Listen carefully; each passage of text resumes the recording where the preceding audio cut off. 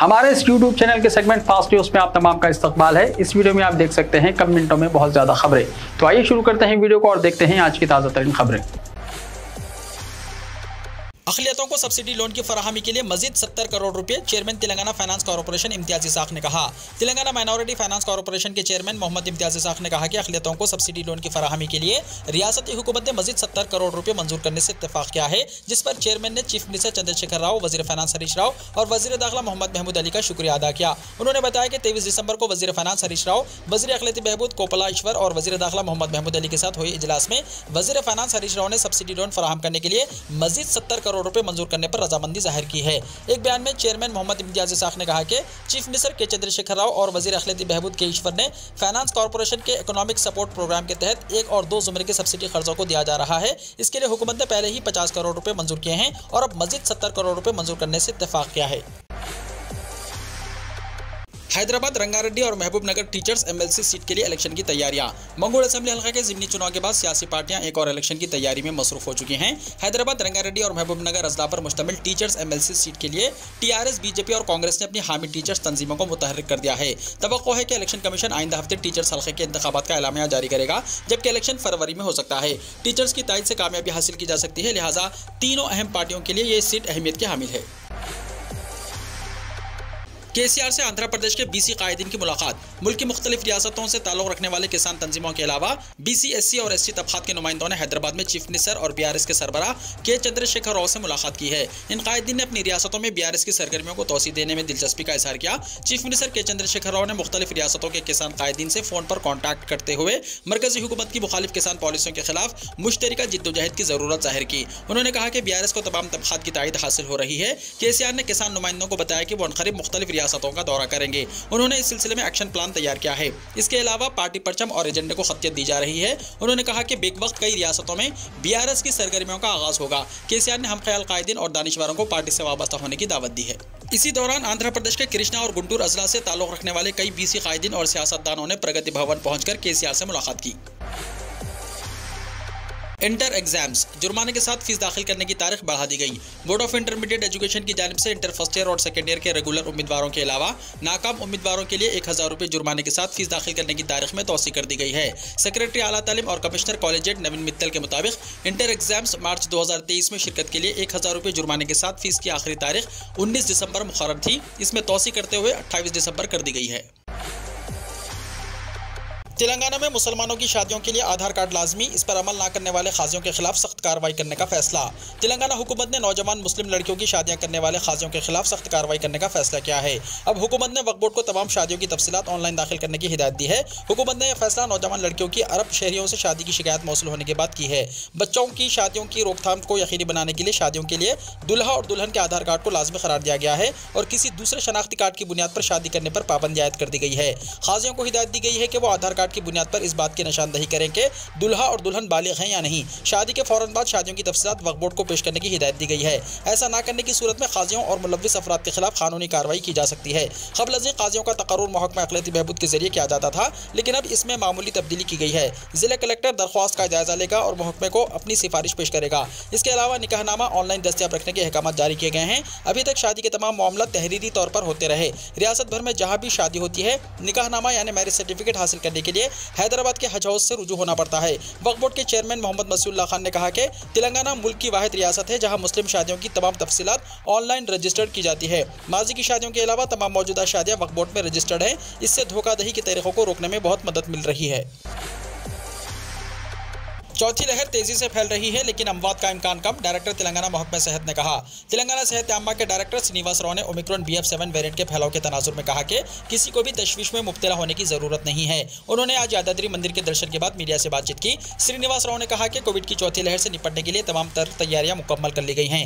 रियासती वजीर सेहत हरीश राव के साथ मिलकर इस सिलसिले में मुकम्मल जायजा लिया गया। उन्होंने ये भी कहा कि चौथी लहर तेजी के साथ फैल रही है, लेकिन अमवात का इम्कान कम है और इसका सेहत पर कोई खास असर नहीं पड़ेगा। अखिलती बहबूद के मुकम्मल बजट की इजराई और इस्तेमाल को यकीनी बनाएं, टी हरीश राव ने कहा।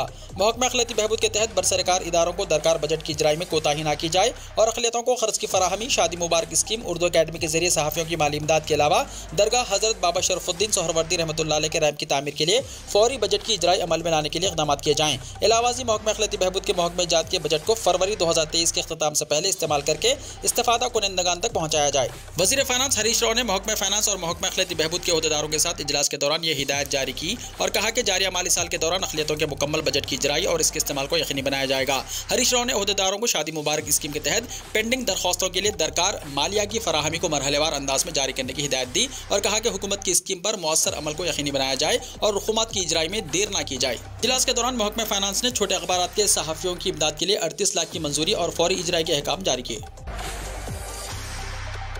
नाक के जरिए दी जाने वाली वैक्सीन को मिली मंजूरी। भारत बायोटेक की नाक के जरिए दी जाने वाली कोविड वैक्सीन को मरकजी वजारत सेहत ने 18 साल और इससे ज्यादा उम्र के अफराद के लिए बूस्टर डोज के तौर पर मंजूरी दे दी है और इसे कोविन प्लेटफॉर्म पर मुतारिफ किया जा रहा है। यह वैक्सीन फिलहाल प्राइवेट दवाखानों में दस्तियाब होगी और कोविशील्ड या कोवैक्सीन के डोज लेने वाले बालिग अफराद को एहतियाती तौर पर दी जाएगी। जराये ने बताया कि अनकरीब कौमी कोविड टीका अंदाजी प्रोग्राम में इसे शुरू किया जाएगा। यह मंजूरी एक ऐसे वक्त दी गई है जबकि चीन और बाज़ दीगर ममालिक में कोविड केसों में इजाफा हो रहा है। नाक के जरिए दी जाने वाली इस कोविड वैक्सीन का नाम BBV-154 है। Drug controller general of India ने इसे नवंबर में ही हंगामी इस्तेमाल के लिए मंजूर किया था। डिसिप्लिन शिकनी पर कांग्रेस कायदीन को तादेबी कार्रवाई का हाईकमान ने दिया इंतबाह। तेलंगाना में कांग्रेस के बहरान की यकसुई के लिए AICC नुमाइंदे के तौर पर सीनियर कायद दिग्विजय सिंह ने 2 दिन तक कायदीन से मुलाकात के बाद कल नई दिल्ली वापस हो गए। दिग्विजय सिंह ने पार्टी कायदीन को सख्त प्याम दिया है कि वो आपसी इख्तलाफात पर बयानबाजी से परहेज करें। उन्होंने कहा कि डिसिप्लिन शिकनी को हरगिज बर्दाश्त नहीं किया जाएगा और कांग्रेस हाईकमान ने वाज़ेह कर दिया है कि डिसिप्लिन शिकनी की सूरत में चाहे कितना ही बड़ा कायद क्यों ना हो, उसके खिलाफ कार्रवाई की जाएगी। नई दिल्ली वापसी से पहले दिग्विजय सिंह ने गांधी भवन में मीडिया के नुमाइंदों से बातचीत की। उन्होंने कहा कि गुज़िश्ता 2 दिन में उन्होंने तमाम कायदीन मुलाकात करते हुए उनकी राय जानने की कोशिश की। उन्होंने कहा कि जो भी मसाइल या शिकायत हों इसे पार्टी फोरम में पेश करना चाहिए या फिर हाई कमान से रुजू करें। मीडिया में इल्जामात और जवाबी इल्जामात की जरूरत नहीं है। उन्होंने कहा कि कई कायदीन ने अपनी शिकायत पेश की है और उन तमाम शिकायत और मसाइल का हल तलाश किया जाएगा। मुल्क में 24 घंटों में कोरोना के 201 नए मरीज। गुज़िश्ता 24 घंटों में मुल्क में कोरोना के 201 नए मरीज सामने आए हैं। इससे सेहतयाब होने वालों की तादाद 183 है। अब फाल मरीजों की तादाद 3397 है। कोरोना से सेहतयाब होने वालों की तादाद 4,41,42,791 है। मुल्क में सेहतयाबी की शरह 98.8% है। मरकजी वजारत सेहत की तरफ से हफ्ते को जारी करदा इदाद-ओ-शुमार के मुताबिक मुल्क में अब तक 220 करोड़ 4 लाख वैक्सीन की खुराकें दी जा चुकी हैं। गुज़िश्ता 24 घंटों में 1,05,044 डोज दिए गए हैं। अब तक 95.12 करोड़ लोगों को दूसरी खुराक और 22.36 करोड़ लोगों को एहतियाती डोज दे दी गई हैं। कोरोना के हवाले से भारत के लिए अगले 20 से 35 दिन बहुत अहम, वजारत सेहत के ज़राए ने कहा। वजारत सेहत के ज़राए की माने तो अगले 20 से 35 दिन कोरोना के हवाले से बहुत अहम हैं। अचानक ज़मीनी सूरत हाल और कोरोना से मुताल्लिक़ तैयारियों के हवाले से कार्रवाई के पीछे एक खास वजह है। हिंदुस्तान में जब भी कोरोना ने दस्तक दी है और कोई लहर आई है, एक खास रुझान रहा है। चीन से शुरू होने वाला कोरोना जनूबी एशिया से कोरिया, जापान, यूरोप, अमेरिका, फिर ब्राज़ील से होता हुआ दाखिल हुआ है और इसके दाखिले में 20 से 35 दिन लगते हैं। चीन, Korea, Japan, Europe, America, Brazil से होते हुए जनूबी एशिया से कोरोना 20 से 35 दिन में हिंदुस्तान पहुंचता है। अगरचे अभी तक कोरोना का असर ज्यादा नहीं है, लेकिन खदशे को रद्द नहीं किया जा सकता। इसलिए नए तनाव या मुख्तलिफ किस्मों की शनाख्त जरूरी है और टेस्टिंग और जीनोम की तरतीब को बढ़ाने की भी जरूरत है। आज से मुंबई एयरपोर्ट पर मुसाफिरों की होगी जांच। कोरोना के केसों में इजाफे के पेश नज़र लिया गया फैसला। मुल्क में एक मरतबा फिर कोरोना के केसेस को लेकर तशवीश काफ़ी बढ़ गई है, जिसके पेश नज़र हुकूमत कोई भी नरमी बरतना नहीं चाहती। मुंबई इंटरनेशनल एयरपोर्ट लिमिटेड यानी MIAL ने कहा कि हफ्ते से छत्रपति शिवाजी महाराज बैनुल-अक़वामी हवाई अड्डे पर आने वाले 2% गैर मुल्की मुसाफिरों को कोरोना जांच से गुजरना होगा। इन 5 ममालिक से आने वाले बैनुल-अक़वामी मुसाफिरों को RT-PCR टेस्ट लाजमी किया जाएगा, मरकजी वज़ीर सेहत ने कहा। दुनिया के कई ममालिक में कोरोना के केसों में इजाफे के पेश नज़र मरकजी हुकूमत ने सख्त चौकसी इख्तियार कर ली है। मरकजी वज़ीर सेहत मनसुख मांडविया ने कहा कि चीन, जापान, जनूबी कोरिया, हांगकांग और थाईलैंड से आने वाले मुसाफिरों के लिए RT-PCR टेस्ट लाजमी किया जाएगा। टेस्ट मुस्बित आने की सूरत में या फिर कोरोना की अलामत हो तो भी उन्हें क्वारंटाइन में रखा जाएगा। मनसुख मांडविया ने कहा कि वो महकमे हवाबाजी से बात करेंगे और हुक्म देंगे। इन ममालिक से आने वाले बैनुल-अक़वामी मुसाफिरों के लिए सेहत की मौजूदा हालात का ऐलान करने के लिए एयर सुविधा फॉर्म भरना भी लाजमी करार दिया जाएगा। एयर सुविधा सेल्फ डिक्लेरेशन फॉर्म एक डिजिटल सेहत और सफरी दस्तावेज है जो फिलहाल इन तमाम मुसाफिरों से दरकार है जो हिंदुस्तान में दाखिल होना चाहते हैं। मरकजी वजीर सेहत मनसुख मांडविया ने कहा कि चीन से आने वाले मुसाफिरों के लिए एयरपोर्ट पर ही RT-PCR टेस्ट को लाजमी करार दिया गया है। उन्होंने कहा कि तमाम रियासतों को कोरोना पर काबू पाने के लिए पहले ही अलर्ट कर दिया गया। हर एक को मास्क पहनने और इर्द गिर्द के माहौल को साफ रखने का मशवरा दिया जाता है।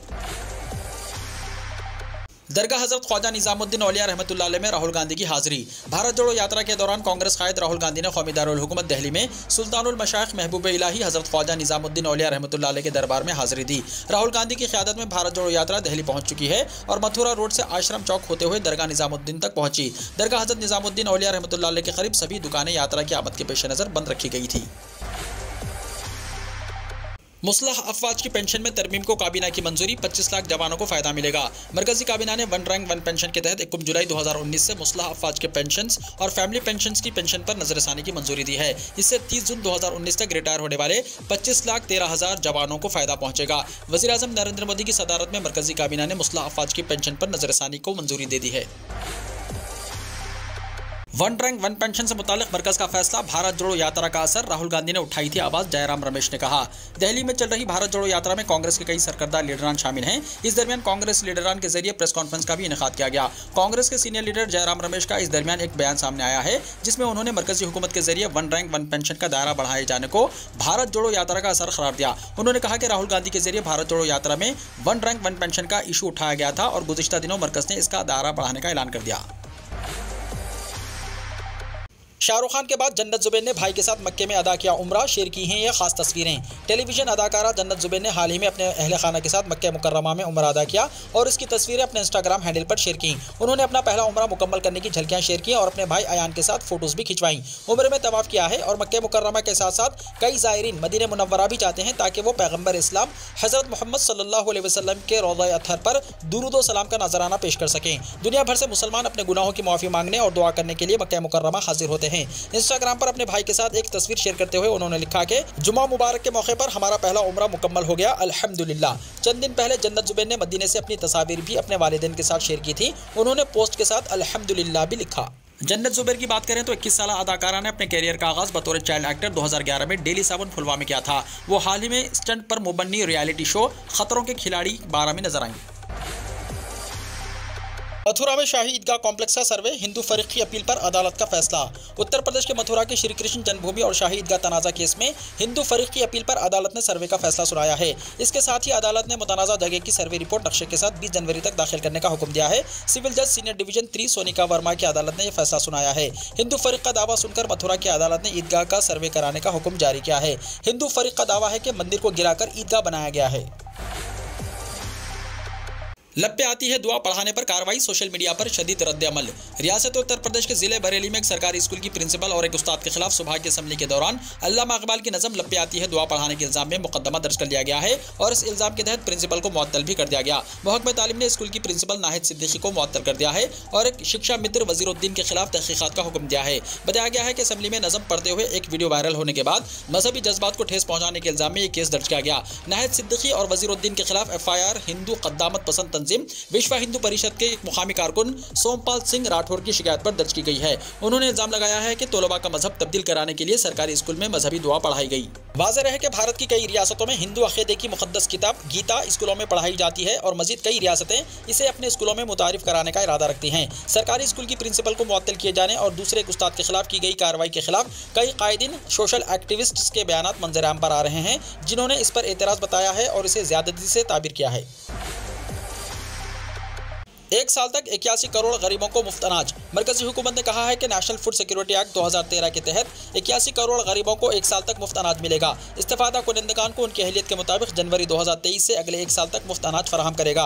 मरकजी काबीना ने जुमे को फैसला किया कि कौमी ग़िज़ाई तहफ़्फ़ुज़ क़ानून यानी NFSA के तहत आने वाले तमाम 81 करोड़ मुस्तफ़ीदीन को एक साल के लिए मुफ्त अनाज फराहम किया जाएगा। इस्तेफादा कुनिंदा खानदान जो मोटे अनाज के लिए 1 रुपये, गेहूँ के लिए 2 रुपये और चावल के लिए 3 रुपये फ़ी किलो अदा करते थे, अब अगले एक साल तक के लिए 35 किलो अनाज मुफ्त मिलेगा और दिगर को दिसंबर 2023 तक एक महीने में 5 किलो मुफ्त मिलेगा। मरकज ने इजाफी रकम का तखमीना लगाया है। ये हुकूमत का एक और काबिल जिक्र फैसला है। वज़ीर आज़म ने NFSA के तहत आने वाले 81 करोड़ 35 लाख लोगों के लिए मुफ्त अनाज फराहम करने का फैसला किया है।